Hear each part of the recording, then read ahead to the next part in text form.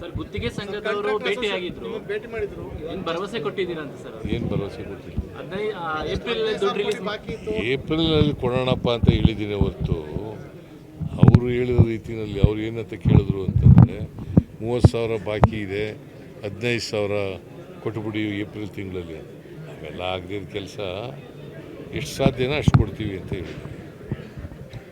ಈಗ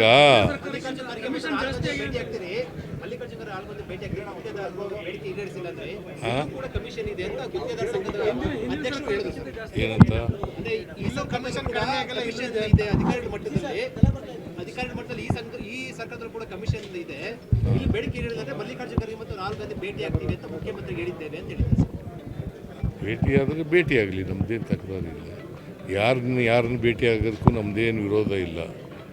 ಬಟ್ ನಮ್ಮ ಹಣಕಾಸಿನ ಪರಿಸ್ಥಿತಿ ನೋಡ್ಕೊಂಡು ಕೊಡಬೇಕಾಗ್ತದೆ. ಬಾಕಿ ಎಲ್ಲ ಉಳ್ಕೊಂಡದು ಯಾರಿಂದ?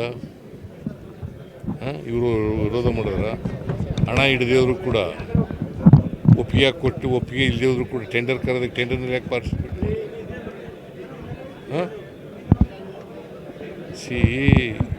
ಬಜೆಟ್ನಲ್ಲಿ ಹಣ ಹಿಡ್ದೇನೆ ಟೆಂಡರ್ ಕರೆದುಬಿಟ್ಟು ಗುತ್ತಿಗೆದಾರರು ಪಾರ್ಟಿಸಿಪೇಟ್ ಮಾಡಿ ಅದು ಅಂತಿಮ ಮಾಡಿಬಿಟ್ರು, ಕೆಲಸ ಶುರು ಮಾಡಿಬಿಟ್ರು.